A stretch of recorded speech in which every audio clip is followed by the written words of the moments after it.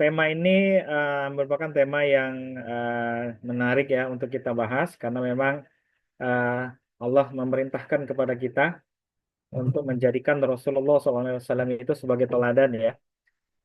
Tidak hanya teladan dalam beragama, namun juga teladan dalam bermuamalah. Jadi Rasulullah itu qudwah hasanah, teladan yang terbaik bagi kita, eh, khususnya juga dalam mengelola harta atau muamalah. Sebelum kita bahas tentang harta, Pak Ibu, kita perlu mengetahui tentang kondisi geografis kota Mekah ya, Bapak Ibu semua. Kondisi geografis kota Mekah, di mana Bapak Ibu bisa lihat di sini, eh, Rasulullah itu adalah eh, termasuk ke dalam Bani Hashim ya, suku Bani Hashim ya, Bapak Ibu ya, ke klannya Bani Hashim, di mana Bani Hashim ada di area sini wilayahnya. Ini adalah Mekah di zaman dulu ya Bapak Ibu ya. Mekah di zaman dulu persis di zaman Rasulullah dibuat tiga dimensi oleh Abdul Aziz Imad Al-Taqi ini ya. Bapak Ibu bisa lihat di sini ini adalah Ka'bah, ini adalah Zam-Zam. Kemudian Rasulullah itu adalah dari Bani Hashim, di mana kelompok Bani Hashim itu ada di wilayah sekitar daerah sini. Nah inilah gambaran tentang kota Mekah di zaman Rasulullah SAW. Nah, dari pemandangan ini juga bisa kita lihat Bapak Ibu, ternyata Mekah itu sangat tandus ya. Bagi Bapak Ibu yang sudah pernah ke Mekah, haji ataupun umroh, ini juga sama-sama kita ketahui kota Mekah adalah kota yang sangat tandus. Demikian juga dulu halnya di zaman Rasulullah Shallallahu Alaihi Wasallam. Yang ada hanya pasir-pasir ya, kemudian bukit batu ya. Jadi bukan bukit seperti kita. Kalau di kita nih bukitnya masih ada rumput-rumput, tumbuh-tumbuhan. Lalu di sana bukitnya isinya batu semua, Pak Edo.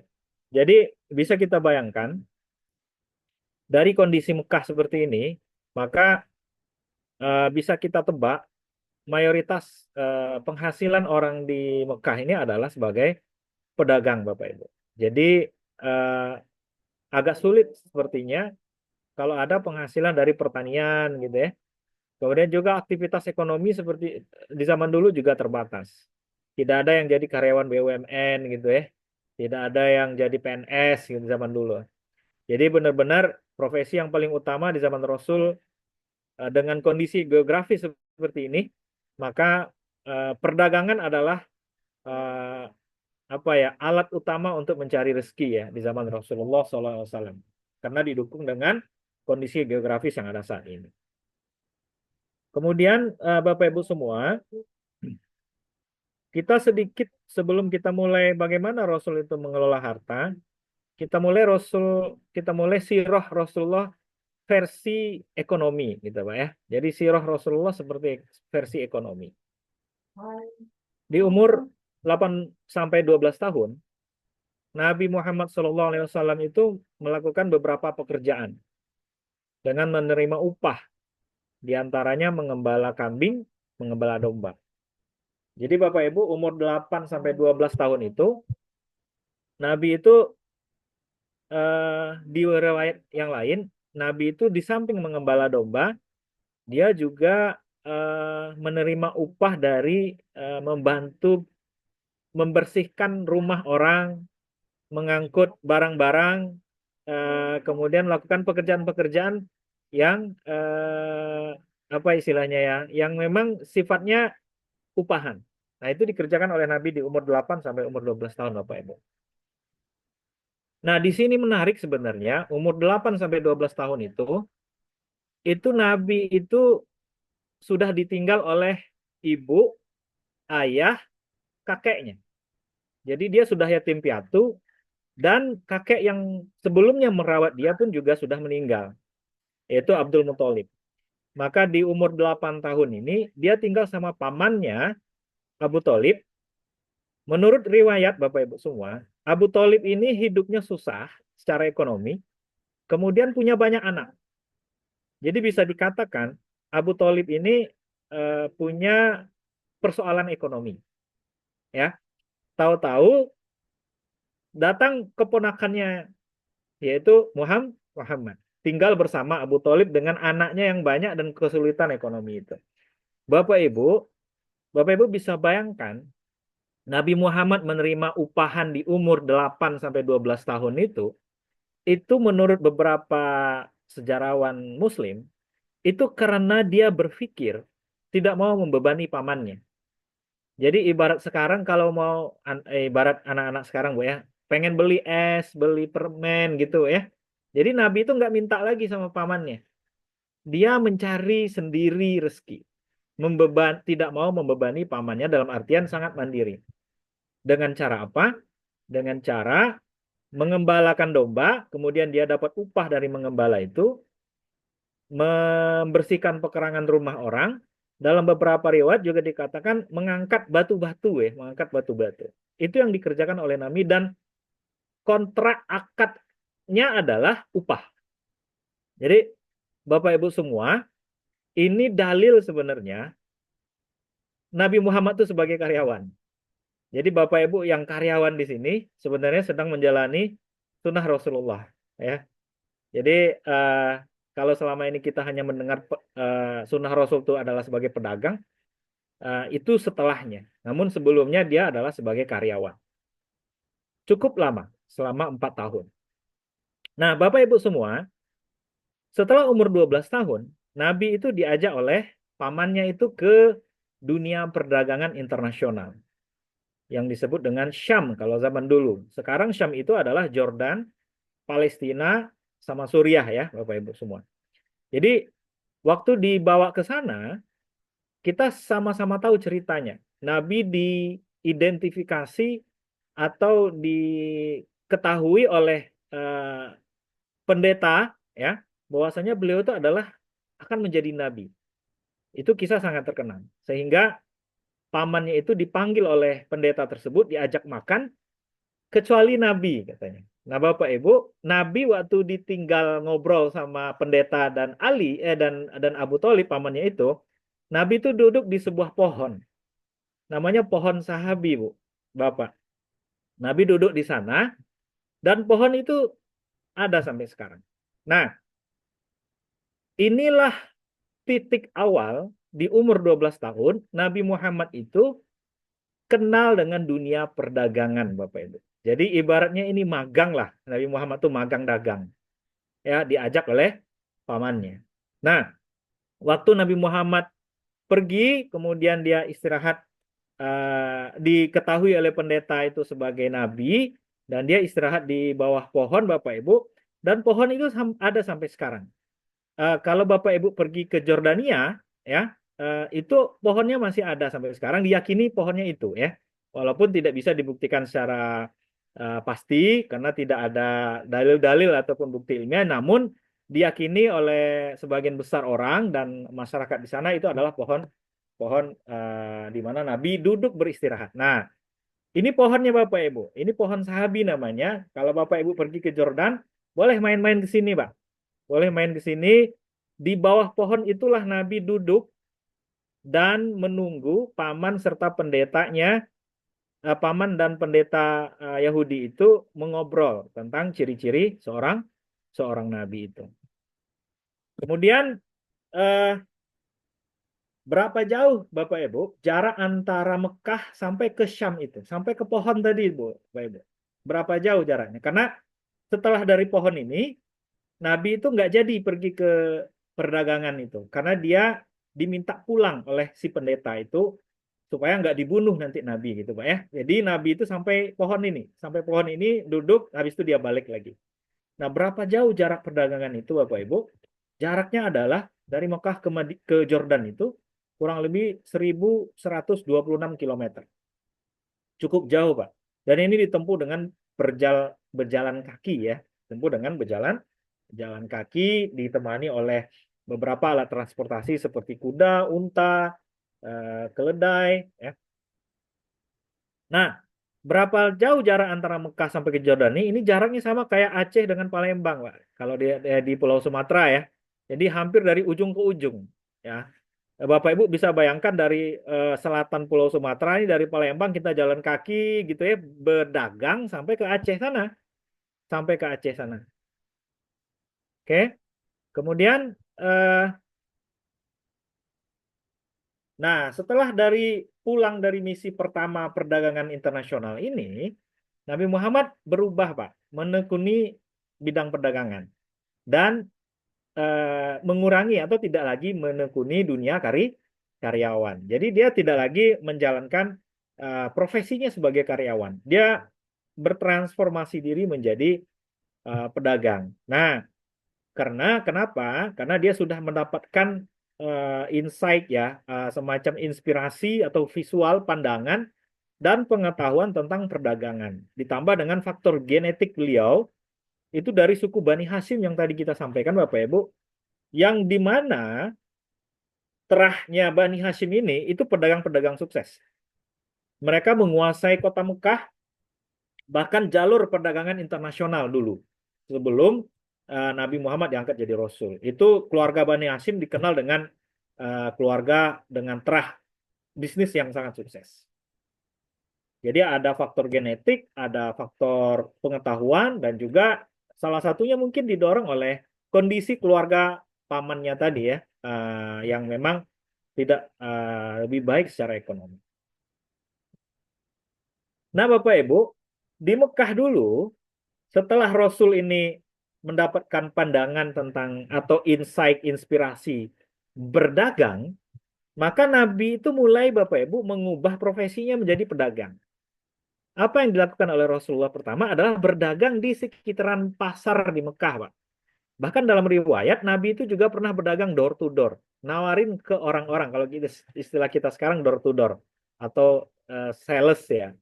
Nah, tapi juga pernah ada riwayat dikatakan berdagang di pasar-pasar kota Mekah. Nah, waktu itu kota Mekah, Bapak Ibu, itu diidentifikasi punya 3 pasar. Ada yang namanya pasar pasar ini Hazwarah ya. Ini tempatnya dekat dengan Ka'bah. Di sini tempatnya. Ini Bapak Ibu tempat penjualan pakaian ya, kain-kain. Jadi dulu tuh yang banyak profesinya adalah penjual kain, penjual pakaian. Nah, ini di sekitar ini terdapat penjual-penjual pakaian. Kemudian pasar domba ada di ujung sini dan juga di pasar Al-Khaid ini juga diidentifikasi sebagai pasar ternak, pasar ternak. Jadi yang banyak pada waktu itu yang dijual orang Bapak Ibu semua itu mayoritas ya pakaian, kain sama ternak ya. Ini bisa dibuktikan dengan adanya pasar-pasar ini ya, adanya pasar Al-Hazwara, pasar Al-Khaid sama pasar domba. Nah, di pasar-pasar ini kemungkinan setelah pulang dari Syam, Nabi itu berjualan ya. Jadi tidak lagi mengambil upahan, tapi dia mulai berjual, Pak. Yang menariknya adalah Nabi itu nggak punya modal karena dia tinggal sama pamannya, pamannya juga tidak bagus ekonominya, sehingga dia nggak punya modal, Pak. Apa yang dilakukan Nabi? Nah, ini Nabi sudah melakukan upaya kalau zaman sekarang akadnya namanya akad mudarobah, Pak. Kerjasama modal dengan orang-orang yang punya modal. Siapa orang-orang yang punya modal waktu itu? Itu adalah eh, orang-orang kaya, anak-anak yatim, tapi punya uang banyak, namun nggak mampu ngelola uangnya, atau para janda-janda waktu itu. Para janda-janda yang punya uang banyak. Nah, Nabi itu menawarkan diri untuk mengelola dana itu Bapak Ibu semua, dan beliau bagi hasil ya dengan eh, pemilik modal tadi, baik anak-anak yatim tadi maupun para janda-janda yang memiliki banyak uang. Nah, diidentifikasi berjualan di sekitaran pasar di Mekah yang ada di gambar ini. Selanjutnya,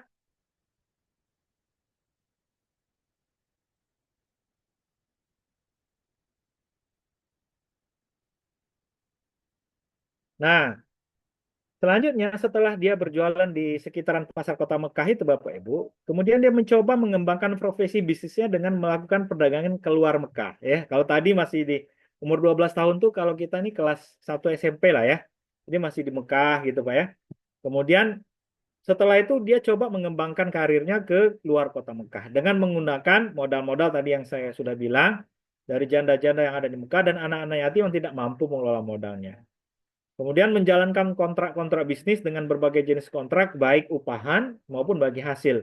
Waktu itu menjadi hal yang lumrah di Mekah. Jadi Nabi itu pernah mengelola harta dengan sistem manajer, jadi dia diupah maupun dengan sistem investasi, bagi hasil. Jadi berapa hasil penjualan nanti dibagi. Nah, dua-dua kontrak ini kontrak yang sangat lazim di Mekah waktu itu dan profesi yang juga dijalankan oleh Nabi, ya, profesi yang juga dijalankan oleh Nabi. Nah, ini akhirnya Nabi Bapak Ibu itu melakukan perdagangan ke luar negeri dan ini rute-rute perdagangan suku Quraisy, ya, suku Quraisy pada waktu itu. Jadi Bapak Ibu lihat ini bisa dilihat ini kalau Bapak Ibu lihat ya. Nah, ini Mekah, ya, bisa ke daerah sini, bisa ke bawah, bisa ke utara, bisa ke selatan, ya. Ini nanti akan saya lihat, kan ini sekarang itu negara-negara apa gitu Pak ya. Saking jauhnya rute perdagangan mereka ini.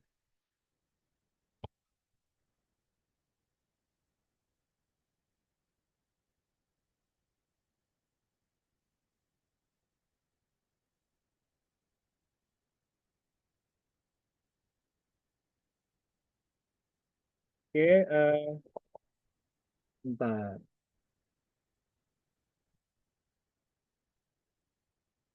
Oke, kemudian Bapak Ibu, berdasarkan buku daripada Afzalur Rahman ya, judulnya adalah Muhammad as a Trader, ya.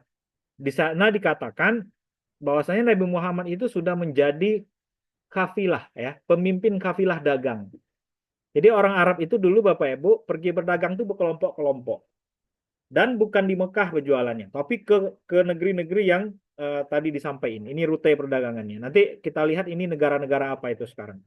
Nah, di umur 17 tahun dia sudah menjadi pemimpin kafilah itu, ya. Umur 12 tahun baru magang dengan pamannya diajak ke Syam. 12 sampai 17, 5 tahun sesudahnya. Jadi nggak butuh waktu lama ternyata Nabi Muhammad untuk menguasai ilmu perdagangan ya Bapak Ibu ya. Umur 17 tahun dia sudah memimpin kafilah dagang ke luar negeri pada saat umur 17 tahun. Umur 17 tahun itu di kita sekarang kelas 1 SMA lah ya. Kelas 1 apa kelas 2 SMA Bapak Ibu. Nah, dan di dalam buku itu juga disampaikan ia berdagang hingga lebih dari 17 negeri waktu itu ya. Dulu belum belum belum negara ya Bapak Ibu ya. Masih wilayah. Di antaranya adalah Syam, Yordania, Bahrain, Busra, Irak, Yaman, Bapak. Bapak Ibu bisa bayangkan, anak kelas 1 SMA sudah menjadi leader pemimpin perdagangan ke 17 wilayah di luar tempat kelahirannya. Jadi benar-benar Nabi Muhammad ini punya skill trader ya, seorang pedagang yang sangat ulung. Dibuktikan dengan hanya butuh waktu 5 tahun dari magang sampai menjadi pemimpin kafilah dagang luar negeri. Nah, Bapak Ibu, inilah negara yang pernah ditelusuri oleh Nabi Muhammad berdagang. Yang merah adalah eh, Mekah, ya. Jadi Nabi itu pernah ke Jordan, ini Syam dulu, juga pernah ke Suriah perdagangannya, sampai ke Irak, sampai ke Iran. Di sini sekarang Bahrain, Bapak Ibu, Bahrain, Qatar, Uni Emirat Arab ya, di sekitar sini. Di bawahnya ke selatan ada Yaman sampai ke Ethiopia. Ini daerah-daerah perdagangan Rasul ya, di zaman dulu. Di zaman beliau berumur 17 tahun. Kalau anak-anak zaman sekarang 17 tahun udah bisa ngapa ya Bapak Ibu ya? Masih bisa main game ya. Masih bisa main game. Belum lagi memimpin bisnis kelas dunia ya. Belum sampai ke situ ya Bapak Ibu ya. Nah, ini membuktikan Rasul itu benar-benar membangun kemandirian Bapak Ibu dari kecil.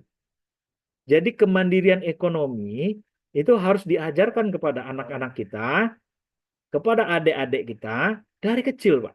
Jadi jangan dimanja. Rasulullah itu benar-benar ditempa ya, didesain oleh Allah, tinggalkan di lingkungan yang menuntut dia untuk mandiri, menuntut dia untuk fight dan survive dengan keadaan. Dan itu membentuk karakternya menjadi pribadi yang memang sukses ya dalam bidang perdagangan di umur 17 tahun Bapak Ibu. Selanjutnya,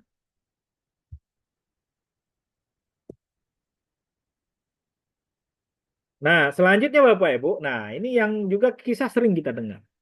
Di umur 17 tahun sampai umur 25 tahun, beliau itu selalu melakukan profesi yang tadi, berdagang dengan kafilah-kafilah dagang Mekah ke luar negeri. Itu dilakukannya dari umur 12 tahun sampai ke umur 25 tahun. Nah, di umur 25 tahun ini, dia menikah dengan salah satu mitra bisnisnya sebenarnya, yaitu Khadijah ya. Khadijah itu salah satu orang kaya di Mekah yang menguasai 2/3 kekayaan kota Mekah.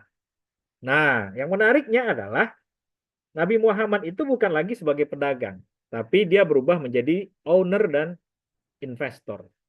Jadi Bapak Ibu bisa lihat, bisa lihat di sini, ternyata Nabi Muhammad itu punya profesi mengelola harta itu bervariasi. Di umur 8 sampai umur 12 tahun, dia adalah karyawan, menerima upahan. Umur 12 sampai umur 25 tahun, dia pedagang, Pak. Ya, dia pedagang. Umur 25 sampai 63 tahun, dia benar-benar menjadi owner dan investor. Sekarang, nanti jawabannya ya. Kalau sekarang ini kita jawabnya nanti, Bapak Ibu. Kalau dalam dunia kita saat ini, investor itu, Pak, jadi kalau orangnya tidur-tidur saja, duitnya ngalir, betul ya, Bapak Ibu ya. Nggak perlu berjualan ke pasar, ada yang beli, nggak perlu kayak gitu lagi. Dia duduk-duduk saja, duitnya masuk. Ya, ngobrol aja dia sebentar, bahkan gajinya per detik, per menit ya. Ngobrol aja semenit, udah bergaji 100 juta, 200 juta gitu ya. Mainannya begitu Pak, kalau investor. Jadi Nabi Muhammad itu punya profesi dalam bisnis, itu luar biasa Pak. Sampai kepada puncak yang dalam ilmu bisnis modern, ini ini sebenarnya titik yang paling tinggi dalam karir bisnis ya, sebagai investor. Ini sudah disinyalir oleh oleh banyak ahli-ahli bisnis ya di dalam buku-bukunya. Ada Rich Dad and Poor Dad ya, buku itu mungkin Bapak Ibu pernah baca. Itu salah satu profesi yang paling tinggi kastanya itu adalah investor, Pak.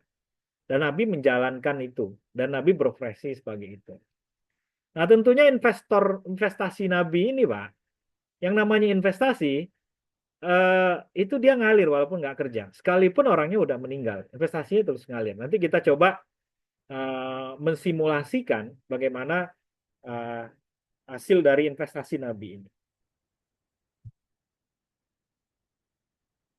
Nah, bagaimana Nabi sekarang, Pak? Ini adalah laporan daripada State Global Islamic Economic Report, Pak, tahun 2023 sama 2024. Ini nilai pasar keuangan dan barang daripada sistem ekonomi syariah dunia. Kalau sekarang kita dengar istilahnya ekonomi syariah ya Bapak Ibu ya. Ini ada Islamic Finance ya, ada halal farmasi, ada media dan rekreasi, halal food, modest fashion, halal kosmetik, Muslim friendly travel.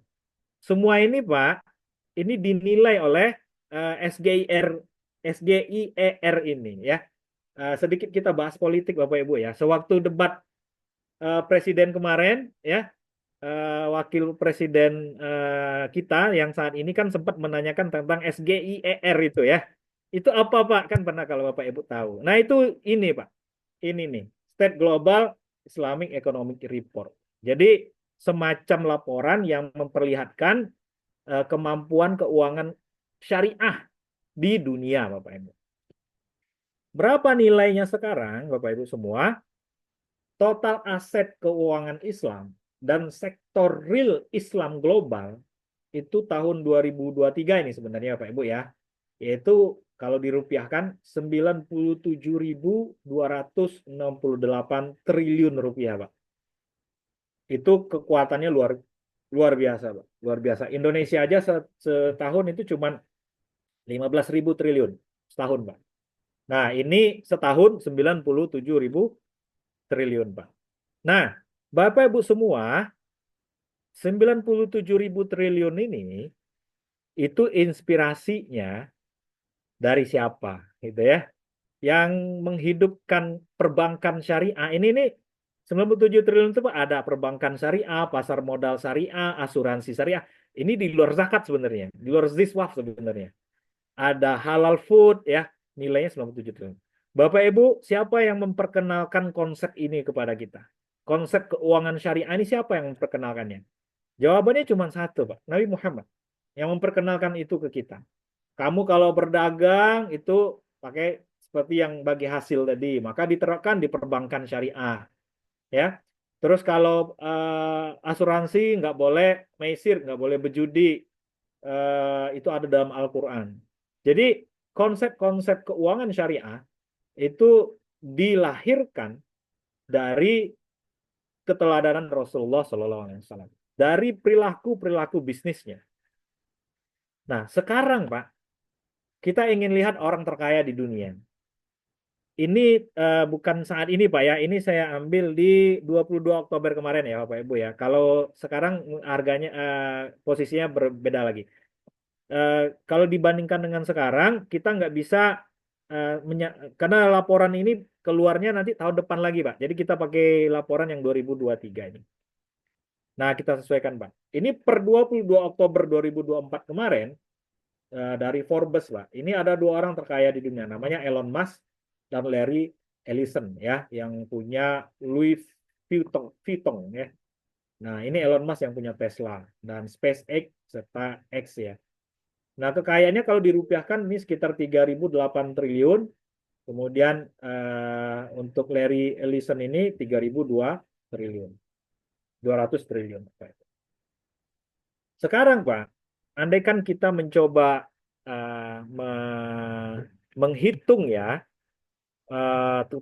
konsep-konsep bisnis Nabi itu dengan menerapkan royalti ya. Kalau Bapak Ibu punya toko waralaba tuh ya, contohnya Alfamart, Indomaret ya. Kalau kita mau buka, kita harus bayar royalti Pak ke mereka. Karena mereka punya konsep, mereka punya sistem. Nah, itu kalau tidak salah saya kurang lebih di retail modern itu 4% ya, Pak Ibu ya, 4%. Nah, karena konsep dan sistem ini dari Nabi Muhammad, Pak. Kalau Nabi Muhammad menerapkan royalti 4% juga gitu ya. Udah angka 4% gitu royaltinya. Maka kekayaan Nabi Muhammad itu dari total 97 ribu triliun tadi, itu sekitar 3.890 triliun, Pak. Nabi Muhammad tuh wealth-nya, kekayaan. Maka apa yang terjadi? Dia menggeser Elon Musk, Pak. Dia menggeser Elon Musk dari isi kekayaan kalau dia mau royaltinya dikenain 4%. Nah, yang menarik apa? Nabi Muhammad nggak mau itu ternyata. Nabi Muhammad nggak mau royalti 4%. Bahkan diturunkannya, Pak. Sudahlah, 2,5% saja. Katanya, 2,5% apa? Kamu bayar zakat. Nggak usah 4% royalti, nggak usah dikasih ke aku dan anak cucuku. Royaltinya kasihlah kepada orang-orang miskin, orang-orang duafa, gorimin ya, asnaf dari zakat. Kemudian para mu'alaf, Ibnu Sabil, orang-orang yang memperjuangkan agama Allah Subhanahu wa taala. Kasihlah royalti dari harta dengan konsep aku itu kepada orang-orang itu. Dan nggak usah 4%, 2,5% saja. Jadi nggak dibisniskan, namun diberikan manfaatnya kepada orang banyak, Bapak Ibu. Nah, andaikan itu dibisniskan Rasulullah, Pak, dan dikasih royalti standar, royalti gerai waralaba atau modern sekarang, maka Nabi Muhammad itu dipastikan orang paling kaya di dunia saat ini. Dari total aset keuangan yang ada di dunia, keuangan syariah. Apa yang terjadi, Pak? Ini kita kembali ke cerita tadi. Dari karyawan sebagai pedagang kambing, pengembala kambing, ya Pak ya, penerima upahan membersihkan rumah dan pekarangan orang, mengangkut-ngangkut batu, dapat upah dari umur 8 tahun, kemudian pergi berdagang, setelah menikah dengan Khadijah, dia menjadi investor. Karena dia sudah jadi investor, Ya, walaupun beliau sudah meninggal, namun hasil dari investasinya itu masih ada sampai saat ini dengan nilai 97.000 triliun, Pak. Kalau dia ngambil fee royalti 4%, maka beliau sekarang adalah the richest man in the world. Menjadi orang yang paling kaya di dunia, Pak. Hanya dengan royalti 4%. Nah, Bapak Ibu semua, ini gambaran Rasulullah sebagai bagaimana perjalanan bisnisnya. Ya. Bagaimana perjalanan bisnis beliau. Dan ini eh, sebuah episode yang benar-benar membuat kita luar biasa gitu ya. Nabi itu tidak hanya sukses sebagai pemuka agama, pemimpin agama, tidak hanya sukses sebagai kepala negara, tidak hanya sukses sebagai suami, tidak hanya sukses sebagai bapak, dan tidak hanya sukses sebagai orang sahabat-sahabat ya, yang memang para sahabat itu sangat mencintai beliau. Namun beliau juga sukses dalam berbisnis dan bermuamalah. Nah, ini benar-benar menjadi qudwah hasanah ya, menjadi teladan bagi kita. Rasulullah SAW. Semoga Bapak Ibu semua kita bisa meneladani beliau ya, jejak karir dan kesuksesan beliau.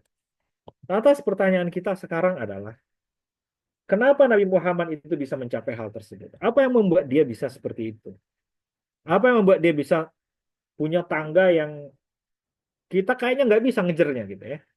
Jangan-jangan kita baru di level paling bawah nih, sampai meninggal nanti gitu ya. Mudah-mudahan juga sampai ke the richest man in the world ya. Kenapa beliau bisa mencapai itu Bapak Ibu semua? Nah, ada hal yang menarik ya, dan konsep di uh, kita pelajari dalam sirah Rasul itu banyak sekali Bapak Ibu. Yang pertama, ini adalah prinsip yang membuat beliau itu bisa mencapai daripada kesuksesannya dalam mengelola harta ya. Jadi bagaimana cara beliau bisa sukses mengelola harta ini? Ini salah satu kuncinya Bapak Ibu ya. Jadi ada dimensi spiritualnya yang kalau kita istilah kerennya sekarang spiritual intelligence gitu ya, kecerdasan spiritual. Kemudian ada aspek intelektual, ada aspek emosional, dan ada aspek sosial. Bapak Ibu semua, Nabi itu mengkombinasikan semua aspek ini dengan baik sehingga dia menjadi semacam karakter yang luar biasa, hampir sempurna ya untuk seorang manusia, dan memang paling sempurna di antara manusia. Tapi yang namanya manusia kan tetap ada salah. Nah, Nabi Muhammad ini mengkombinasikan semua aspek ini menjadi karakter beliau, dan itu dipakainya dalam mengelola harta. Apa saja aspek spiritual, aspek intelektual, aspek emosional, dan aspek sosial yang dipakai oleh beliau? Kita lihat yang pertama, Pak, spiritualnya. Yang pertama, beliau itu adalah orang yang bertakwa. Nah, takwa ini Bapak Ibu, ini ada dalam surat An-Nur ayat 37. Orang-orang yang tidak dilalaikan oleh perniagaan. Ini yang pertama. Jadi kita mencari harta itu tidak melalaikan kita daripada ketaatan dan ketakwaan kita kepada Allah Bapak Ibu. Definisi takwa selanjutnya dalam bermuamalah atau mencari harta adalah tidak mengerjakan usaha-usaha yang dilarang oleh agama. Menjual miras gitu ya, menjual narkoba, judi online, riba, kemudian berbohong. Hal-hal yang dilarang agama dalam muamalah itu nggak kita lakukan. Goror, ini juga dasarnya adalah ketakwaan. Nah, ini menjadi pondasi pertama Nabi Muhammad dalam mengelola hartanya, Bapak Ibu. Dia tidak pernah berbohong dalam berbisnis dan tidak pernah melakukan bisnis yang dilarang oleh Allah. Ini yang pertama. Selanjutnya yang kedua adalah beliau itu berdoa dan bertawakal. Ini ada dalam hadis riwayat At-Tirmizi.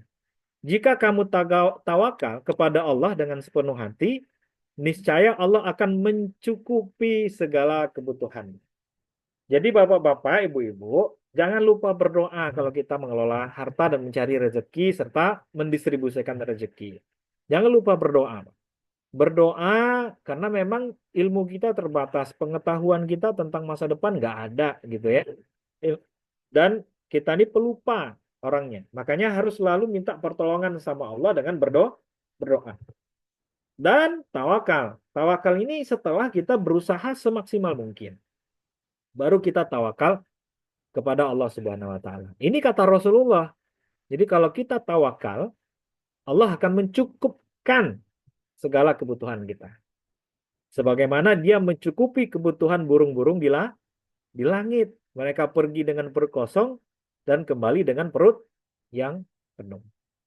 Ini dilakukan oleh Rasulullah. Selanjutnya yang ketiga adalah syukur. Nabi itu nggak pernah ngeluh, Pak, dalam berbisnis, ya. Nggak pernah apa istilahnya tuh ya merasa kurang ya dalam dalam berusaha dan mencari rezeki. Dan itu ada dalam surat Quran surat Ibrahim ayat 7. Wa iz ta'azzana rabbukum la in syakartum la azidannakum wa la in kafartum inna azabi lasyadid. Jadi kata Allah, jika kamu bersyukur, niscaya aku akan menambah nikmat kepadamu. Nah, ini adalah salah satu kunci kenapa Nabi Muhammad sukses mengelola harta. Jadi ada tiga nih dasar minimal Bapak Ibu ya. Minimal ada tiga spiritualitas Rasulullah mengelola harta. Yaitu didasarkan karena ketakwaan. Jadi Rasul tuh nggak berbisnis yang haram, tidak menipu rekan bisnis dan mitra bisnisnya, selalu berdoa kepada Allah dan bertawakal dengan usaha yang dilakukannya, dan selalu menerima syukur dengan apa yang dia miliki. Apapun hasil bisnisnya, nggak pernah mengeluh. Ini spiritualitas kita, Pak, dalam mengelola harta. Jangan sampai harta itu kita kembangkan dengan cara riba, dengan cara menipu, dengan cara korupsi. Tentunya itu nggak sesuai dengan spiritualitas ketakwaan kita kepada Allah. Dengan cara sogok menyogok, gitu Pak ya, untuk mencari rezeki. Nah, ini yang pertama, yaitu aspek spiritual. Aspek yang kedua adalah emosional, Bapak Ibu. Nah, emosional. Apa itu emosional? Emosional ini menurut riset, menurut penelitian, itu mampu membuat potensi atau peluang orang sukses itu 80%. Pak. Kalau dia punya kecerdasan emosional yang baik. Ya. Kalau kita sekarang menyebutnya emotional quotient, kecerdasan emosional. Ada hadisnya, Pak. Hadis riwayat Hakim bin Hizam dari Nabi Shallallahu Alaihi Wasallam. Orang yang bertransaksi jual beli berhak memilih selama keduanya belum berpisah. Nah, ini adalah tapi jika keduanya berdusta dan tidak terbuka, maka keberkahan jual beli antara keduanya akan hilang. Hadis riwayat Bukhari, Baihaqi, An-Nasai, Abu Daud, Turmizi, dan lain-lain seterusnya. Jadi kata Nabi, orang yang berjual beli dengan jujur, maka akan ada keberkahan di situ. Ya, jika keduanya jujur dan terbuka, maka keduanya akan mendapatkan keberkahan. Namun kalau nggak jujur, nggak berkah, Pak. Ya, nggak berkah. Bapak Ibu, berkah itu apa artinya? Berkah itu sederhananya adalah bertambahnya kebaikan dalam diri kita. Jadi apa yang dimaksud dengan rezeki yang berkah? Kalau Bapak Ibu gajinya naik, contoh ya, Dak, dari 2 juta jadi 2,5 juta kan naik tuh. Apakah itu berkah? Bisa jadi, Pak. Kalau dengan 2,5 juta itu justru membuat Bapak semakin banyak bisa melakukan kebaikan. Berarti berkah itu naik. Kalau naiknya 2,5 juta itu membuat kita semakin sibuk, semakin nggak berbuat baik, semakin dekat justru kepada hal-hal yang tidak baik, berarti itu nggak berkah.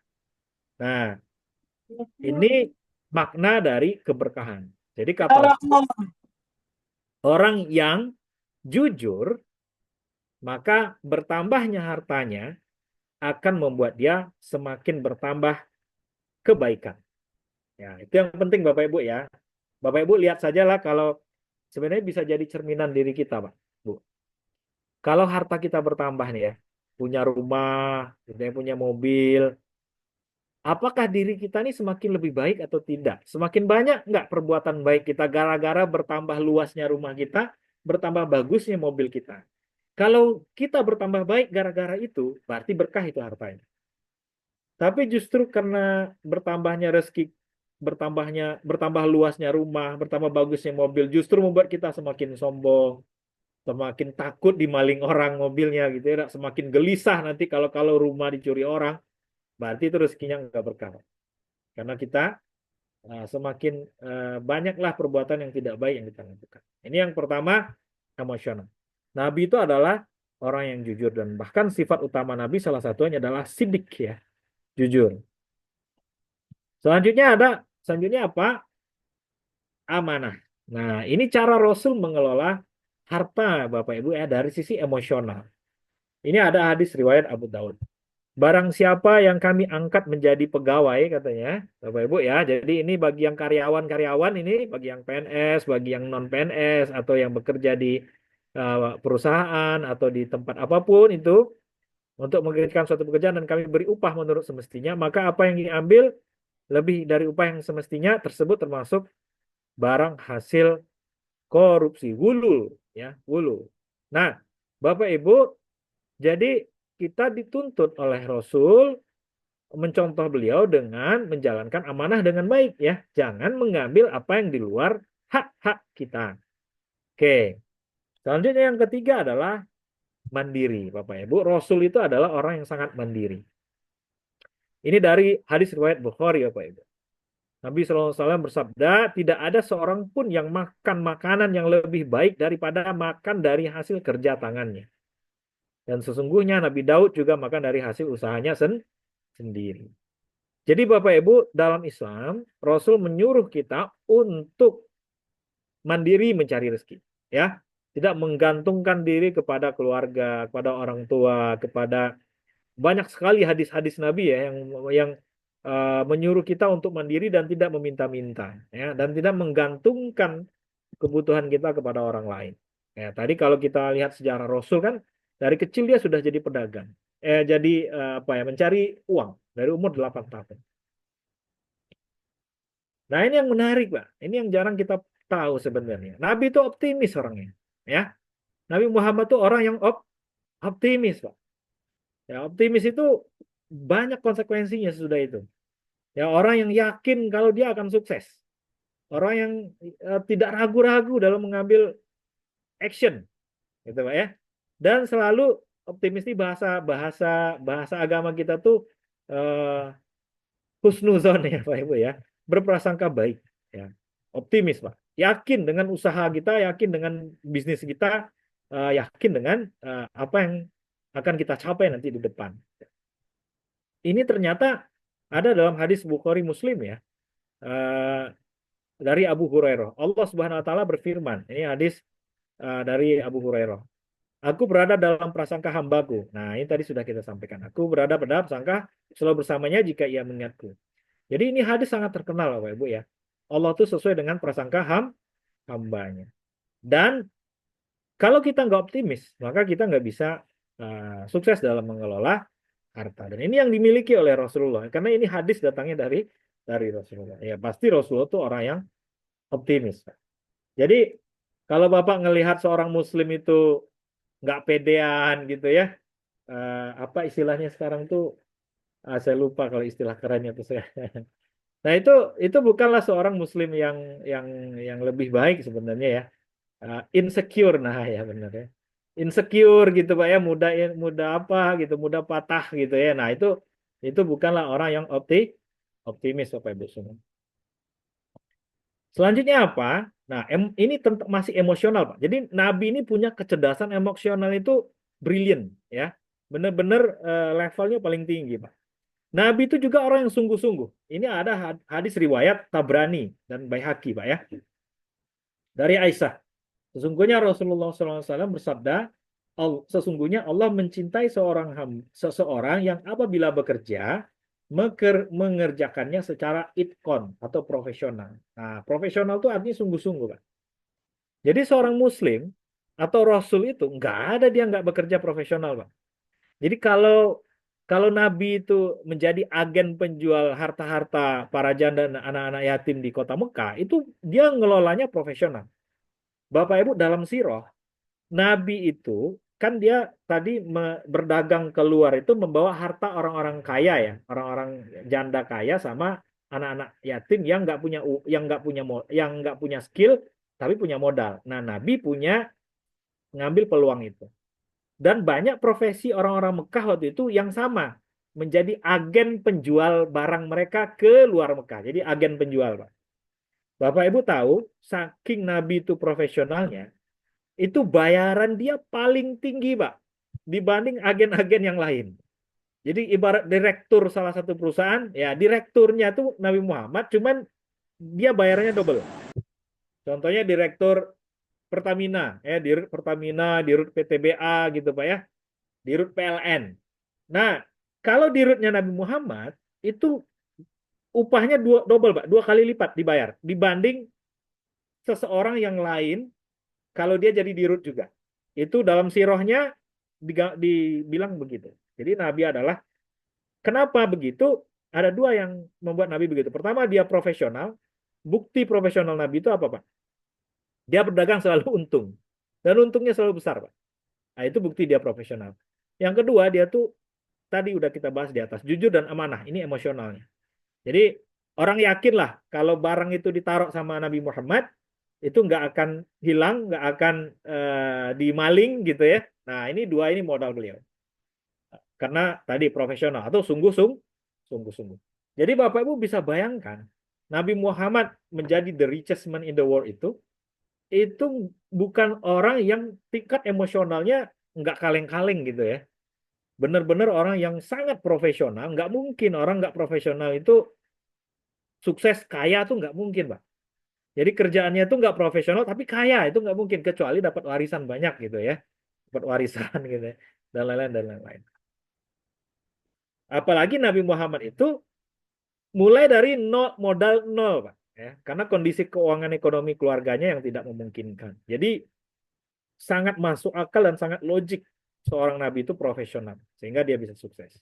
Nah, jadi emosional ini Bapak Ibu, inilah karakter yang dipegang oleh nabi dalam mengelola hartanya.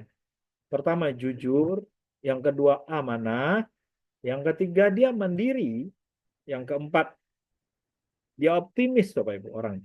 Dan yang kelima dia sungguh-sungguh, Pak.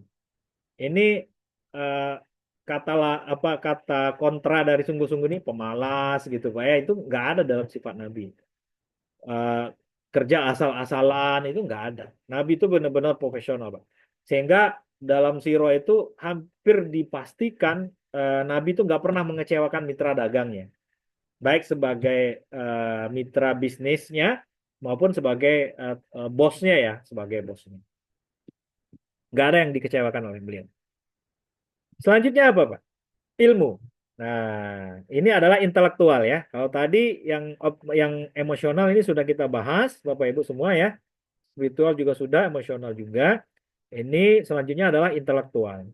Apakah sifat-sifat atau karakter intelektual yang dimiliki oleh Nabi, Pak? Yang pertama adalah Nabi itu berilmu orangnya. Bapak Ibu jangan bilang Nabi mengelola harta-harta orang-orang Mekah tadi tanpa ilmu. Enggak, Pak. Nabi itu punya ilmu, ya. Banyak sekali hadis yang menyatakan Nabi itu menyuruh kita untuk menguasai sesuatu dengan baik. Salah satunya adalah hadis riwayat Muslim ini, Bapak Ibu. Ini hadisnya sangat terkenal sekali ya. Antum a'lamu bi amri dunyakum, ya. Jadi kamu itu lebih mengetahui urusan duniamu. Jadi kata Rasul, karena mengelola harta ini Bapak Ibu di zaman sekarang terutama itu kan banyak bisnis-bisnis baru Pak ya. Model-model bisnis itu apalagi digital sekarang ini itu nggak ada di zaman Rasul dulu, sehingga kata Rasul kamu tuh lebih paham dengan duniamu jadi butuh ilmu Pak ya, karena ini waktu itu kesalahan Nabi ya. Eh, ada salah seorang sahabat yang menanam kurma terus ditegur Nabi jangan kayak gitu katanya nanam kurma. Kemudian diikutin ya karena yang ngomong Nabi katanya kan. Jadi diikutin lah saran Nabi itu seperti ini katanya. Ternyata kurmanya nggak bagus hasilnya. Tahu beberapa waktu sudah tuh Nabi lewat lagi lah kurmamu kenapa kayak gini? Karena ngikutin saranmu kemarin ya Rasul, kata beliau kan. Kata Rasul baru keluar antum a'lamu bi amri dunya dunya. Jadi kata Rasul, kamu kelolalah duniamu sesuai dengan ilmu. Ini bahasa tersiratnya Pak ya, sesuai dengan ilmu yang ada dan ilmu yang didapat. Jadi untuk mengelola harta dengan diversifikasi model bisnis yang sangat banyak saat ini Bapak Ibu, itu harus pakai ilmu. Ya, ini sudah diisyaratkan oleh hadis Rasul. Bahkan Rasul mengelola harta-harta kaum-kaum kaya dulu di Mekah itu juga dengan ilmu yang sangat baik. Apalagi intelektual yang kedua. Intelektual yang kedua adalah disiplin waktu. Apa kata Allah dalam hadis riwayat Tirmizi, Pak? Allahumma barik ummati fi bukuriha. Ya Allah, berikanlah keberkahan kepada umatku di pagi hari mereka. Ini terkait dengan disiplin, Pak. Abu Bakar habis sholat subuh, Pak, itu menenteng barang dagangannya. Abu Bakar itu pedagang kain, Pak. Itu menenteng barang dagangannya pagi-pagi habis sholat subuh, Pak, ke pasar. Umar juga begitu. Itu pagi-pagi, Pak, sudah ngecek kebunnya, kebun kurmanya di Madinah. Ya, pagi-pagi habis sholat subuh. Pak. Itu Abu Bakar, Umar. Kalau kita pagi-pagi udah nyari rezeki atau belum? Pak? Masih menonton berita ya, Pak ya. Kadang-kadang menggosip, kadang-kadang tadi. Nah, kalau Abu Bakar, Umar itu benar-benar disiplin waktu, Pak. Jadi disiplin waktu ini salah satu unsur yang bisa membuat kita sukses dalam mengelola harta. Dan ini dimiliki oleh Rasulullah SAW. Bahkan Rasul itu eh, apa ya Bapak Ibu ya pernah berjanji dengan orang yang sampai 3 hari pun dia masih menunggu di situ ya. Itu ada hadisnya, hadisnya sangat panjang itu Bapak Ibu. Benar-benar luar biasa disiplinnya beliau dengan janjinya, dengan waktu yang ada dan lain-lain. Jadi kalau kita belum bisa mengelola waktu kita dengan baik, Pak, disiplin, maka kita belum bisa meneladani Rasulullah dengan baik. Selanjutnya apa, Pak? Nah ini rapi administrasi, Pak. Ini ada dalam dalam Al-Quran 282, Pak. Ayat terpanjang dalam Al-Quran ya. Satu halaman itu di Al-Quran ayatnya. Ini tentang apa? Tentang utang piutang. Ya, Al-Quran menyuruh kita di sini untuk menulis hutang piutang itu. Itu adalah terminologi administrasi zaman sekarang, Pak. Ya, bahkan Umar bin Khattab itu mencontoh administrasi keuangan dan kenegaraan pada saat dia jadi khalifah, Pak. Itu dari sistemnya Romawi, ya, sistemnya kerajaan Romawi waktu itu. Jadi dipakai oleh beliau untuk bagaimana administrasi dan tata kelola pemerintahan dia itu bisa lebih baik. Dan itu memang biasa disyaratkan dalam Al-Quran ya, dalam surah Al-Baqarah 282. Nah, Bapak Ibu, mustahil bagi kita mengelola harta tapi nggak punya catatan gitu, Pak ya. Aset kita sudah berapa gitu ya. Kadang-kadang utang kita ke orang lain lupa gitu ya. Nah, ini kan susah, Pak. Kalau utang udah lupa kan agak susah kita ya. Kadang kita nggak bisa mengelola, menghitung untung bisnis kita ini berapa. Kadang kita nggak bisa ngitung ya, Pak. Yang penting duitnya muter aja gitu ya, Pak. Ada hari ini, besok mudah-mudahan ada lagi gitu, Pak. Nah, ternyata salah satu kunci sukses Rasulullah untuk mengelola harta adalah rapi administrasi ya. Ada dalam Al-Qur'an. Dan itu juga dicontoh oleh para sahabat-sahabat khalifah-khalifah setelahnya. Salah satunya adalah Umar bin Khattab tadi yang saya cerita dengan mencontoh tata kelola administrasinya Romawi pada waktu itu. Karena Romawi waktu itu tuh salah satu peradaban yang sukses ya Bapak Ibu ya. Nah, selanjutnya juga cekatan. Jadi ini dari sisi intelektual. Jadi Nabi itu cekatan orangnya. Ini hadis riwayat Ahmad ya.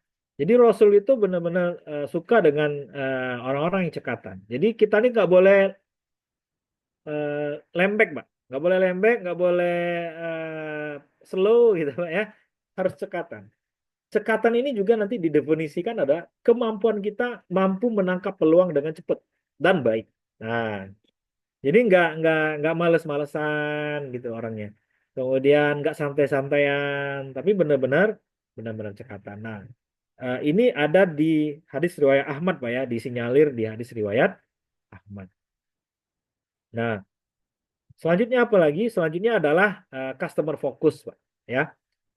Jadi kalau kita punya bisnis, Bapak Ibu semua, ini diisyaratkan oleh Rasulullah untuk bisa fokus kepada layanan customer. Ya, ini ada dalam hadis riwayat Tirmizi ya.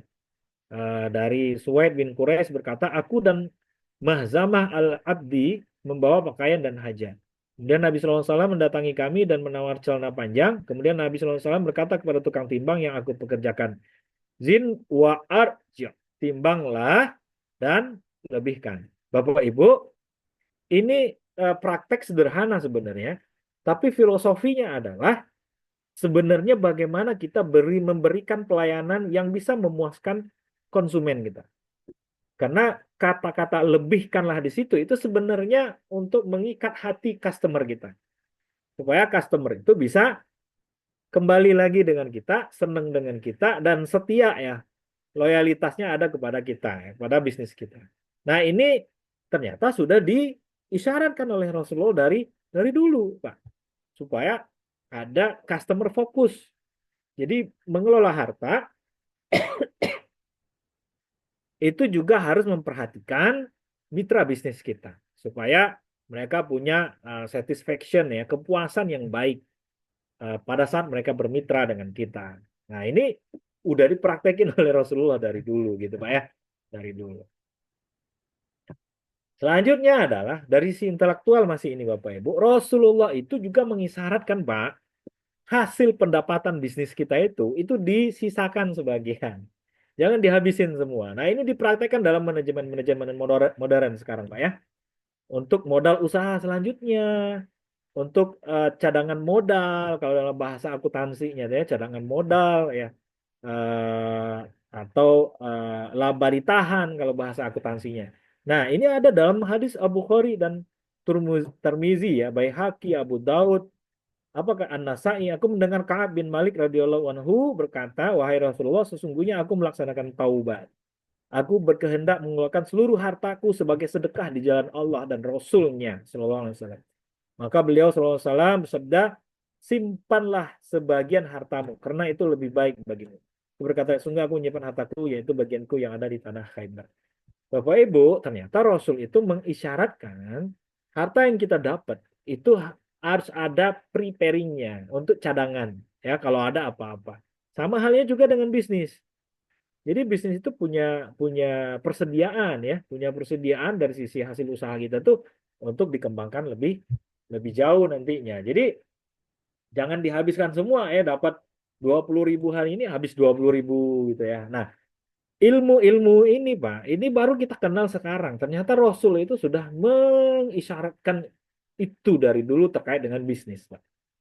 Luar biasa, Pak, luar biasa. Jadi kalau Bapak Ibu belajar ilmu bisnis modern, itu prinsip-prinsip ini sebenarnya ada semua dan menjadi ilmu wajib ya untuk bisnis saat ini. Jadi untuk intelektual Bapak Ibu, untuk aspek intelektual, Rasul itu mengelola harta pertama dia pakai ilmu, Pak. Jadi dia menguasai bidang yang memang dia geluti.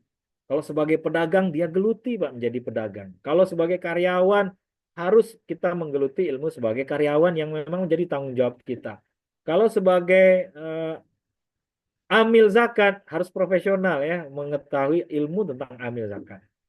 Terus apa lagi Pak? Disiplin waktu. Rasul itu orang yang disiplin. Rapi administrasi Pak. Customer fokus dalam berbisnis. Cekatan dan menyisakan hasil usaha. Nah, invest Pak. Jadi harus ada invest dari hasil usaha kita. Jangan sampai habis itu usaha semua. Kita harus ada diinvestasikan. Itu dicadangkan. Terakhir adalah sosial Pak.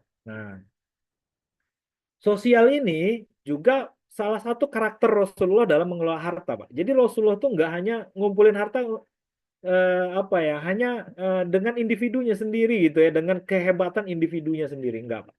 Tapi dia juga punya sense of sosial yang baik gitu ya.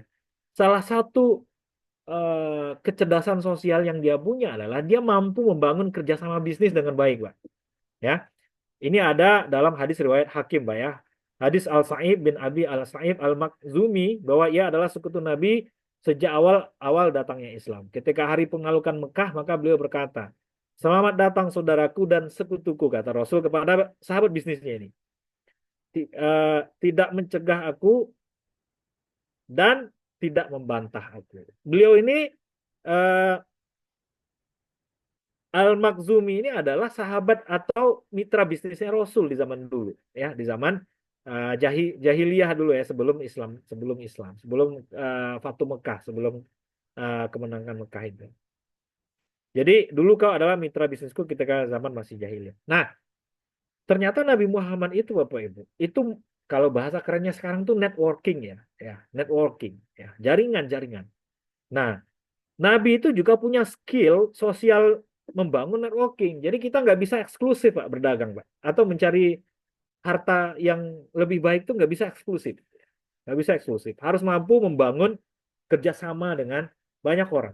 Ya. Dan ini salah satu skill Rasul ya di bidang sosial Pak. Jadi kecerdasan sosial Rasul itu udah teruji lewat bisnis ini. Selanjutnya apa Pak? Nah ini masih sosial.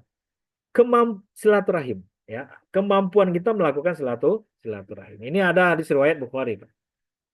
Barang siapa yang senang dilapangkan rezekinya, kata Allah, kata Rasulullah, dipanjangkan usianya, maka hendaklah ia silaturahim.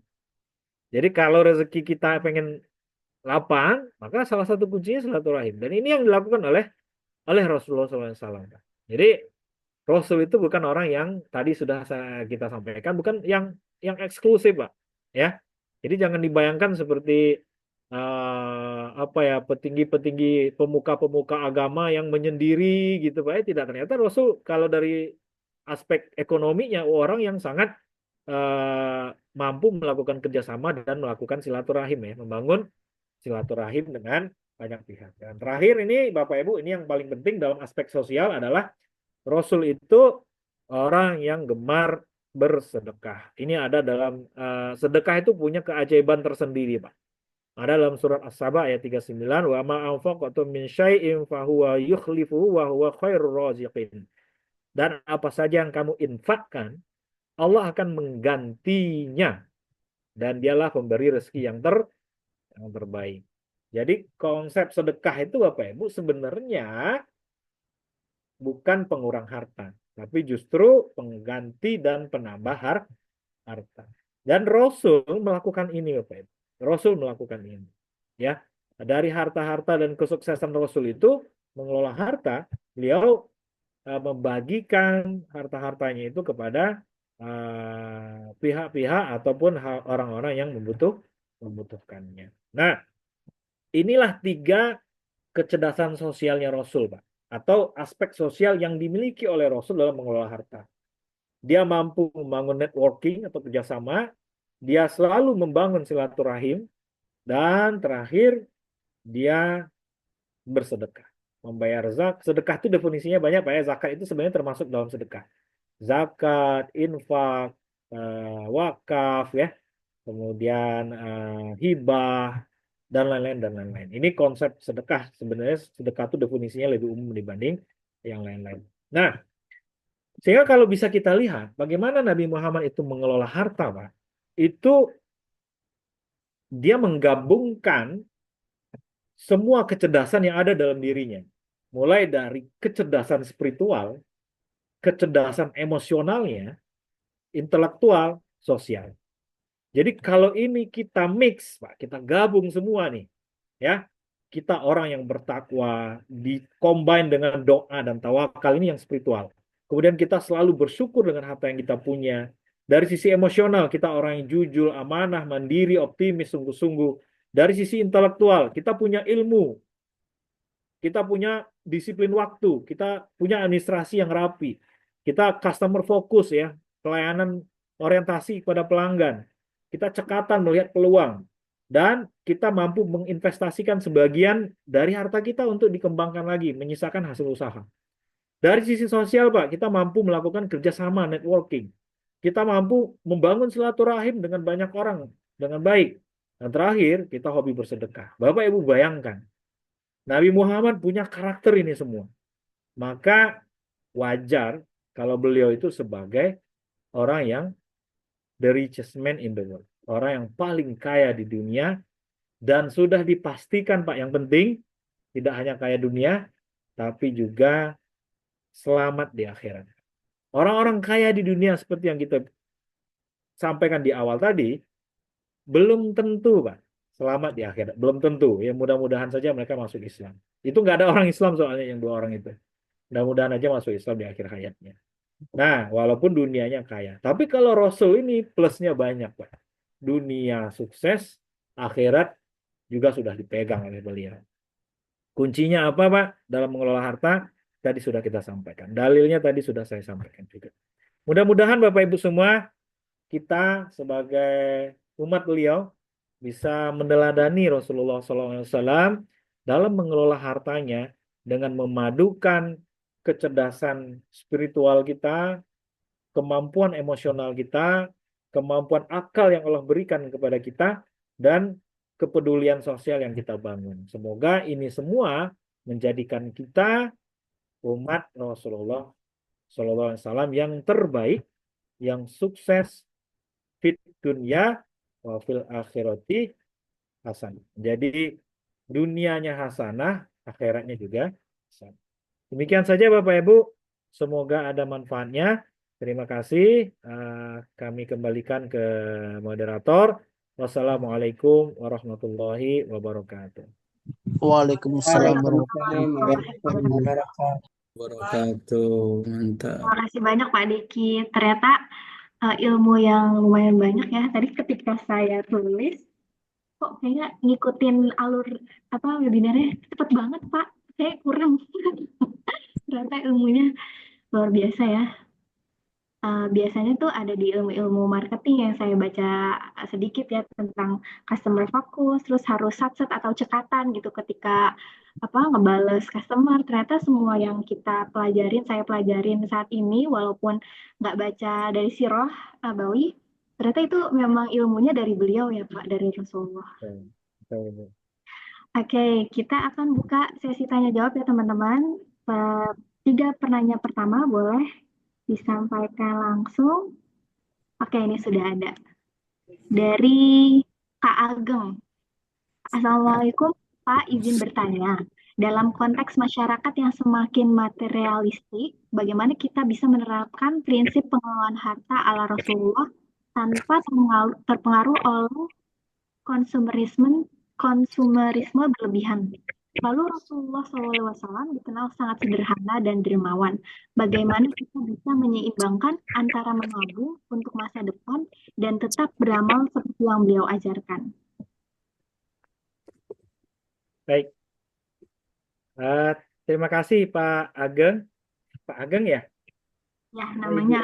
Pak Ageng ya. Pertanyaannya sangat bagus sekali Pak. Kunci yang pertama dalam diri Rasulullah itu tadi sudah kita sampaikan Pak, yaitu adalah spiritualitas yang bagus Pak. Jadi kalau spiritualitasnya belum kuat, nanti walaupun intelektualnya keren gitu ya, emosionalnya bagus, cekatan gitu dan semacam, ilmu keuangannya juga kuat, itu yang terjadi akhirnya nanti Pak, yaitu konsumerisme yang tinggi, materialisme yang tinggi. Jadi arah kita lagi lebih konsumtif nanti jadi orang-orang. Jadi orang yang konsumtif, Pak. Kenapa itu terjadi? Karena pondasi dasar yang ada dalam diri Rasulullah, diri Rasul tadi yang kita sampaikan tadi, spiritualnya belum terbangun dengan baik. Maka Rasul itu, Pak, nggak cerdas hanya dalam satu aspek, tapi hampir semua aspek itu dia kuasai dengan baik, ya. Salah satunya adalah spiritualitas. Maka Bapak Ibu semua, spiritualitas itu yang harus kita bangun lebih pertama ya. Tadi kalau dalam gambar piramid kita, dia fungsinya benar-benar di tengah-tengah Pak, sebagai pengendali utama. Jadi spiritualitas itu pengendali dari semua yang lainnya, baik ilmu, emosional maupun sosial. Nah, dengan kuatnya spiritual kita, diharapkan nanti, yaitu tadi kemampuan kita untuk bertakwa kepada Allah Bapak Ibu ya. Kemudian tadi doa dan tawakal. Dan yang ketiga tadi syukur. Kalau 3 itu kita bagus Pak, saya yakin insya Allah maka kita tidak akan jadi orang yang konsumtif Pak. Mustahil orang yang bertakwa itu konsumtif. Itu nggak linear itu Pak. Artinya nggak apple to apple itu.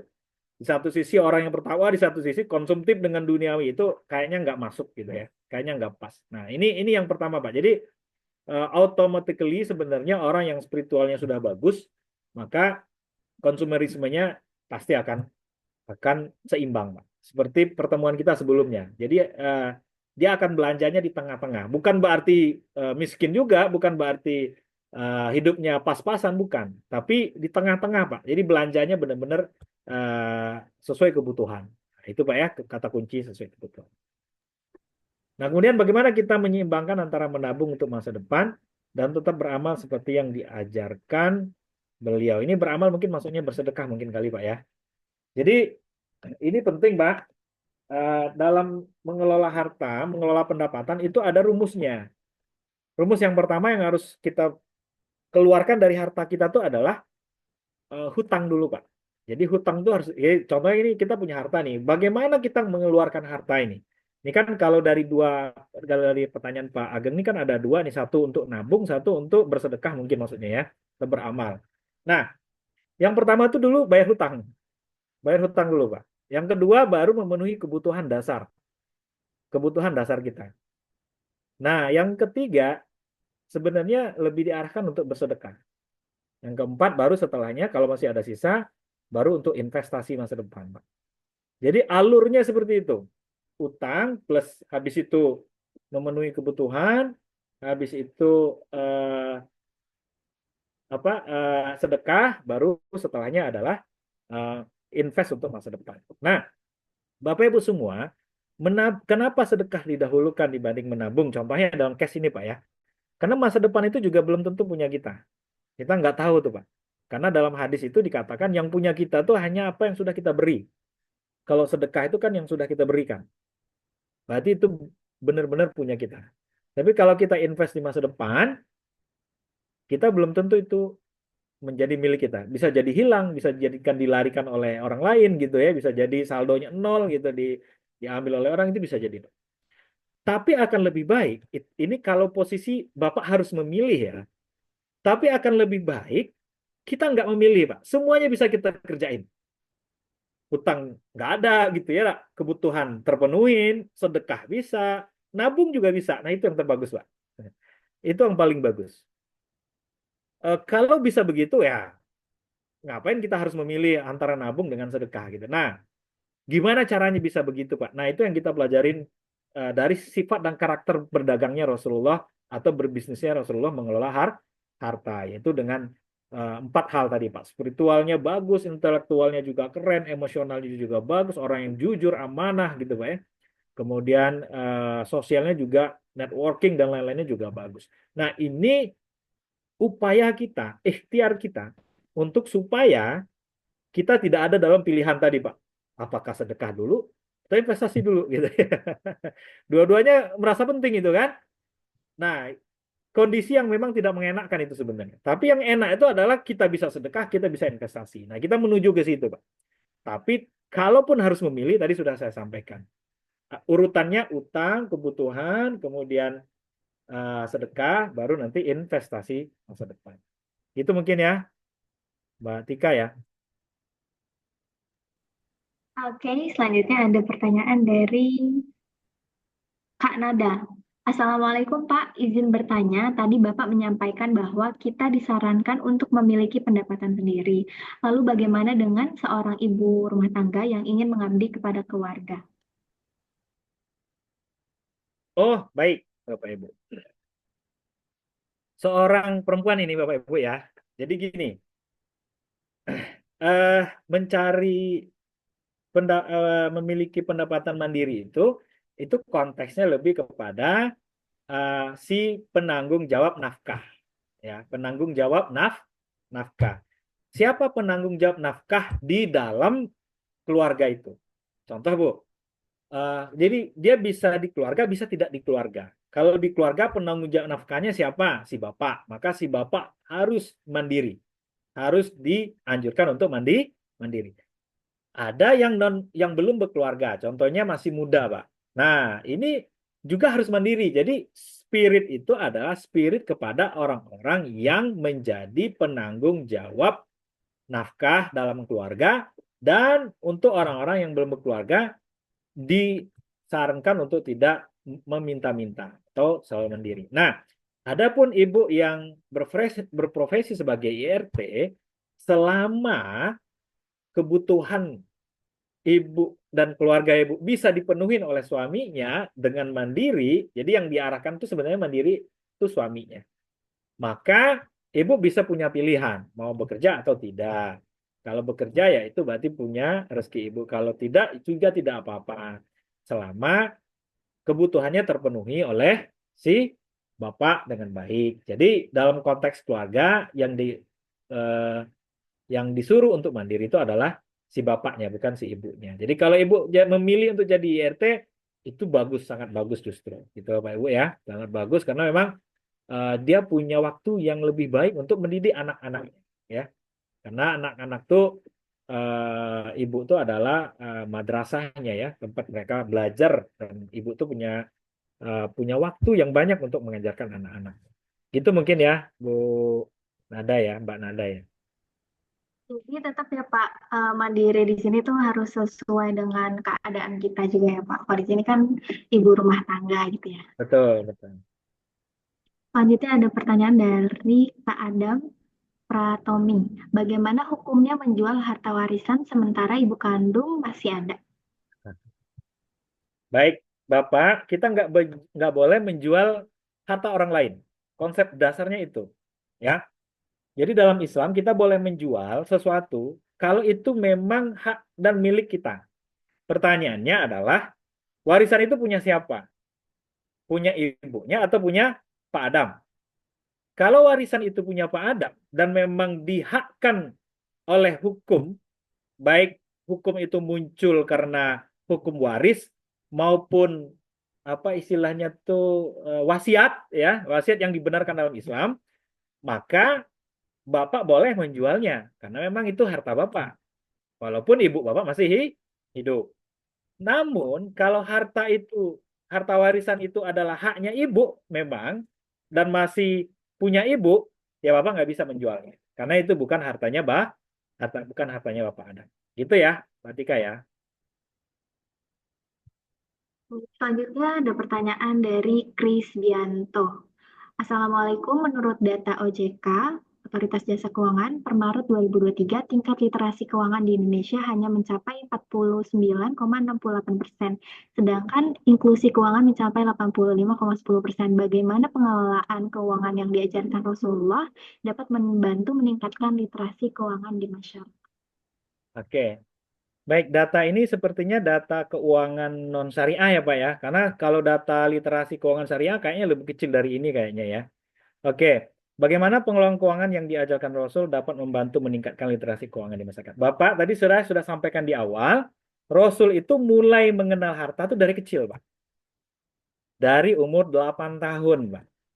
Maka tadi saya sampaikan, dari kecil anak-anak itu sudah harus dikenalkan dengan harta.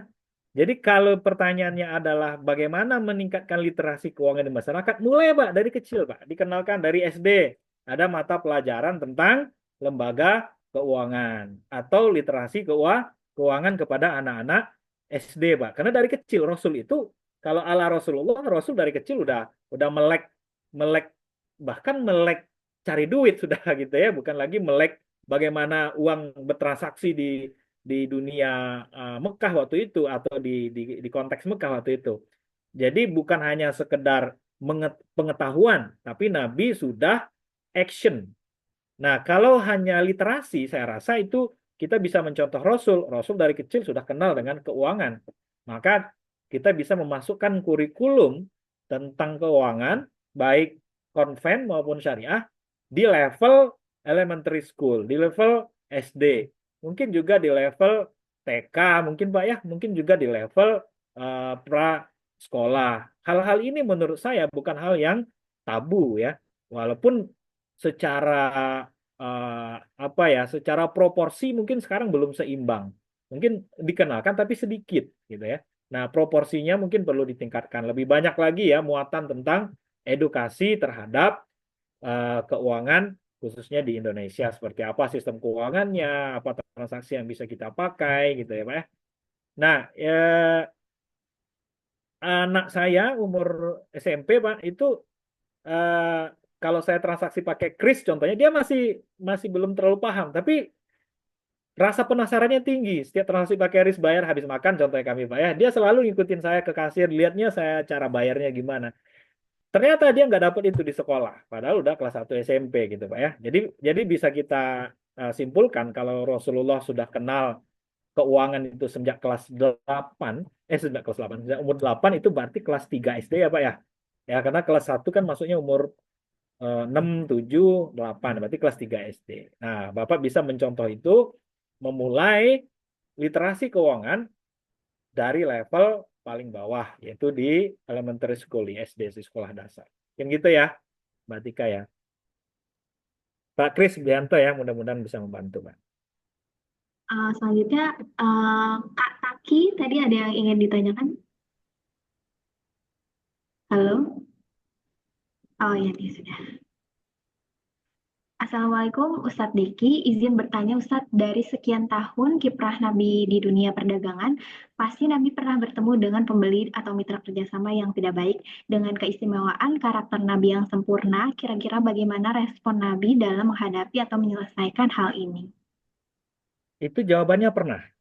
Jadi dalam salah satu hadis itu disampaikan Nabi itu pernah menunggu mitra bisnisnya, Pak, Pak Taki ya, itu sampai 3 hari, Pak, sampai 3 hari. Jadi mitra bisnisnya ini lupa kalau dia pernah janji sama Rasul. Dia lupa. Rasul ini karena orangnya amanah, dia nungguin janji mitra bisnisnya itu, bahkan dalam riwayat hadis itu sampai 3 hari, Pak. Sampai 3 hari. Di hari ketiga baru bertemu lagi dengan orang itu, dan itu orang itu pun nggak sengaja lewat situ. Terus dia tanya, Muhammad, ngapain kamu di sini? Bahasa kitanya, Pak ya. "Eh, kan kata Nabi Muhammad, kan kita janji. Saya nunggu kamu dari 3 hari yang lalu," katanya. Bahasa familiarnya begitu. Nah, bagaimana respon Nabi, Pak, terhadap hal-hal yang dapat mitra yang seperti itu? Pertama, Nabi kesel, Pak. Jadi di hadis itu ada indikasi Nabi kesel, ya, ada indikasi redaksinya ada indikasi kesel. Namun kesel itu tidak membatalkan komitmen dia terhadap mitra dagangnya. Jadi eh, Nabi itu menyempurnakan komitmen dan akad bisnisnya, Pak. Walaupun dia manusiawinya tuh nggak seneng gitu ya. Cara manusiawi dia nggak seneng. Tapi karena sudah komitmen dan karena sudah berakad, maka dalam surah Al-Baqarah, Pak, kalau tidak salah saya di surah Al-Maidah ayat 3 itu kita disuruh untuk memenuhi akad. Akad itu definisinya banyak, Pak. Salah satunya adalah kita berjanji bertemu. Itu kita berakad berarti.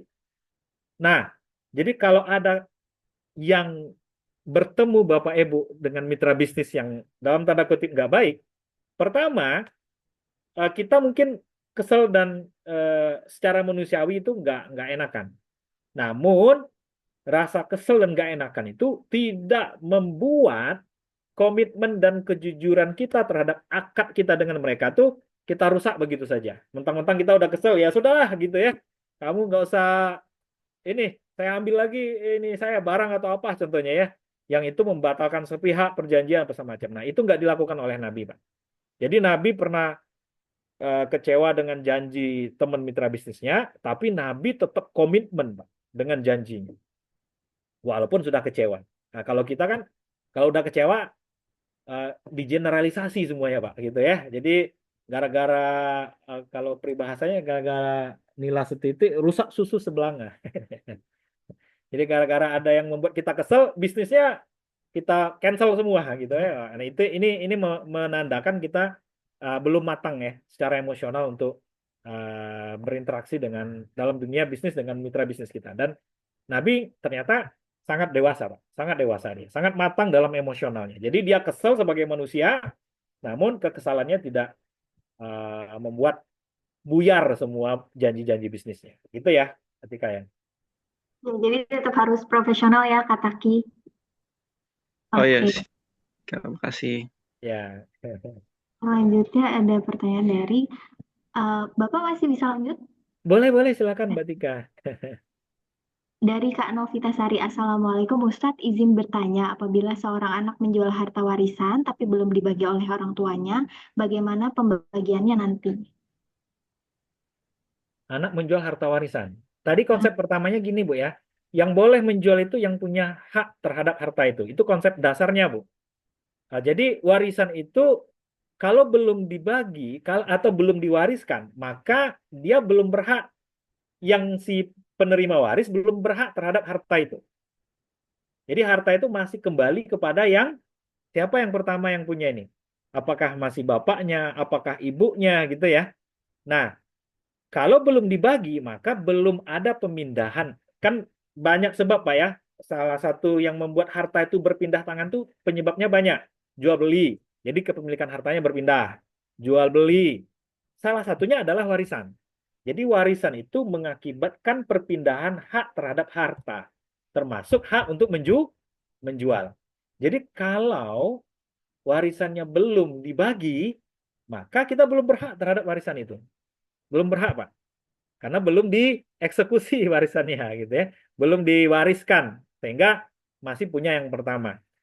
Kalau melihat dari sini, anak menjual harta warisan tapi belum dibagi, berarti anaknya yang salah ini. Karena warisannya belum dibagi dan belum boleh dijual, Pak, oleh si anak. Kecuali kalau hartanya, kalau pertanyaan yang pertama tadi, hartanya sudah warisannya sudah dibagi, ibunya masih hidup. Ya, karena warisannya sudah dibagi untuk anaknya, udah hak anaknya ya silakan saja dijual, walaupun ibunya masih hidup. Karena hak itu nggak lagi punya ibunya, tapi sudah punya anaknya. Karena hak itu pindah oleh beberapa sebab. Salah satunya hak terhadap harta itu pindah Bapak Ibu oleh beberapa sebab. Salah satunya sebabnya adalah karena warisan. Gitu ya Bu ya. Oke, selanjutnya ini ada tambahan mungkin ya Pak, izin saya bacakan dari pertanyaan yang barusan. Tambahan dari Kak Ageng, izin membantu menjawab Kak Novita, dalam hukum Islam, harta warisan hanya bisa dijual setelah pembagian warisan dilakukan sesuai dengan syariat.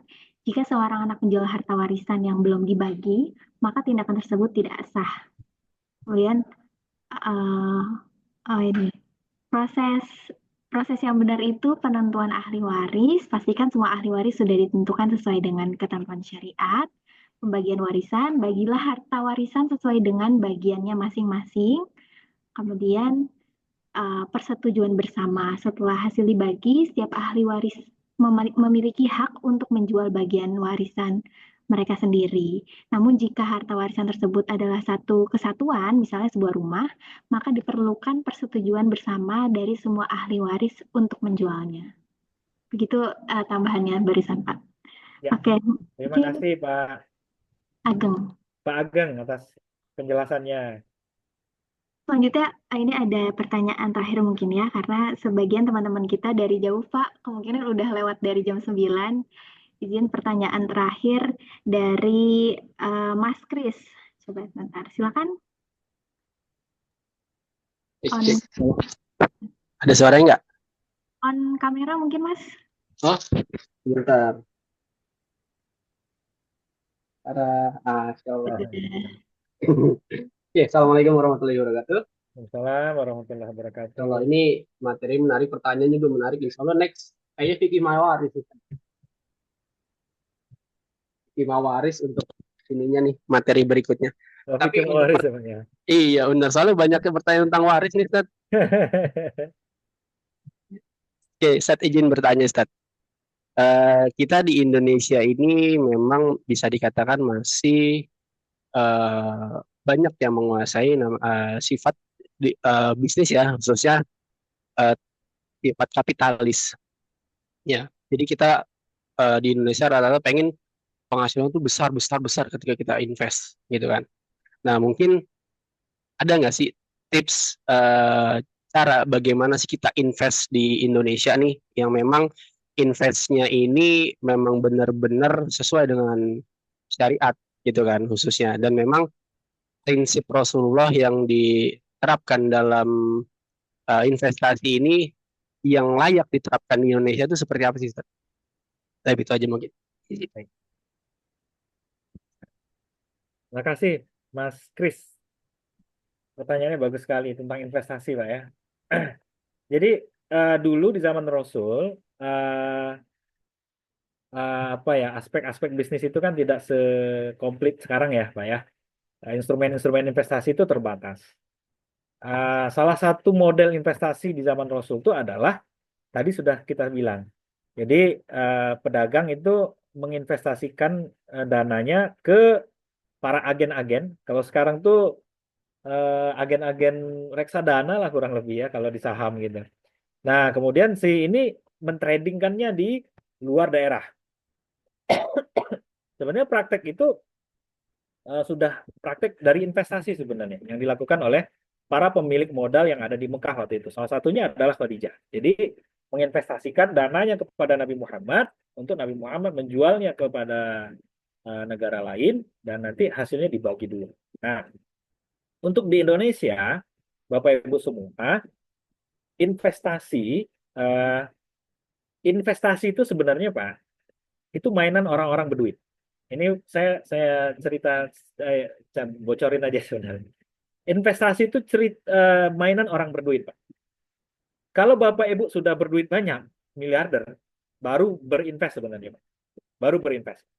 Tapi kalau kita duitnya masih dari bulan ke bulan masih pas-pasan, Pak, kita nggak akan pernah bisa keluar dari persoalan itu kalau solusinya adalah investasi. Nah, investasi itu return-nya pertama tidak sebesar return berdagang. Jadi paling tinggi itu kalau saham 10%, emas 7-8% Pak, rata-rata ya, rata-rata. Deposito syariah paling 6% paling tinggi. Fintech 18% paling tinggi. Itu setahun, Pak. Kalau berdagang, Pak, 100% itu bisa sehari, Pak. Bukan setahun. Ya, kalau berdagang itu bisa sehari.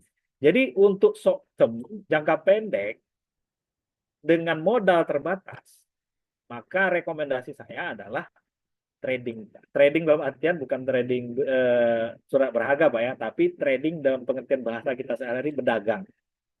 Kalau kita beli kelapa muda 3.000, Pak, bisa kita jual 6.000, Pak. Pagi kita beli, sore dapat untung 3.000. Berapa persen itu, Pak, sehari? 100%, Pak. Kalau mau beli saham, Pak, 10%. Setahun, Pak, bukan sehari. Tapi kalau 10 miliar, Pak, ya 10% dari 10 miliar kan 1 miliar, Pak, setahun. Nah, makanya tadi saya bilang, investasi itu adalah mainan orang-orang yang berduit, Pak. Makanya yang berinvest di Mekah waktu itu kan orang berduit semua. Khadijah punya harta kekayaan 2/3 di kota Mekah itu. Orang-orang bermodal semua yang berinvest. Yang nggak punya modal, ngapain? Berjualan, berdagang, bahkan menerima upahan, Pak. Upahannya itu didouble terus, didouble terus. Nah, ini step sebenarnya untuk bisa keluar. Baru nanti, Pak, kalau kapital kita udah besar, kalau modal kita udah banyak stok dana kita, itu baru berpikir investasi, Pak. Baru berpikir investasi. Jadi, kalau kita mulai dari modal kecil berinvestasi, agak sulit. Agak sulit, Pak. Ngembangnya sulit, Pak. Tapi kalau kita sudah banyak uang, silahkan Bapak-Bapak Ibu berinvestasi. Karena investasi itu effortnya kecil, ya, tapi returnnya dalam tanda kutip pasti. Jadi usahanya nggak terlalu sungguh-sungguh, kayak kita berdagang gitu ya. Dari pagi dia tongkrongin sampai sore, ada orang beli apa enggak gitu ya, kalau berdagang. Kalau investasi kan enggak, Pak. Taruh duit, udah kita bisa ngapa-ngapain kemana-mana, terus nanti terima imbal hasil di akhir bulan atau di akhir tahun.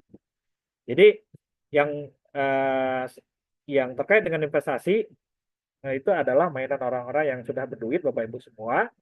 Kemudian untuk investasi terbaik saat ini di Indonesia saya lihat itu adalah sebenarnya kategori investasi itu ada dua, Pak. Satu adalah keuangan, yang satu adalah sektor real, Pak.